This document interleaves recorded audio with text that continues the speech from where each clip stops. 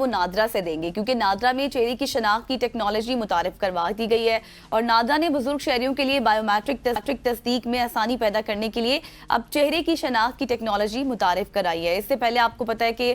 Finger को scan किया जाता था, थंब प्रिंट होता था, लेकिन अब जो है बाकायदा तौर पर फेस को जो है टेक्नोलॉजी, फेस टेक्नोलॉजी, हाँ जी, और ये टेक्नोलॉजी खास तौर पर जो है वो उन अफराद के लिए मददगार होगी जिनकी उंगलियों के जो निशानात हैं वक्त के साथ जो है मिट चुके हैं, जैसे कि बहुत ज्यादा जो बुजुर्ग शहरी होते हैं उन लोगों के लिए। और 15 जनवरी 2025 से इस सहूलत का आगाज होगा, जिसे बाद में बैंकों और दीगर इदारों में भी इस्तेमाल किया जाएगा। बिल्कुल ऐसी अच्छी टेक्नोलॉजी है जो कि बहुत लेटली इंट्रोड्यूस करवाएगी पाकिस्तान में। पूरी दुनिया की अगर बात की जाए तो वो इस टेक्नोलॉजी पे आई थिंक 6 से 7 साल पहले या फिर 10 साल पहले भी शिफ्ट हो चुके थे, अगर हम यूएई की बात करें, अमेरिका की बात करें, लेकिन हम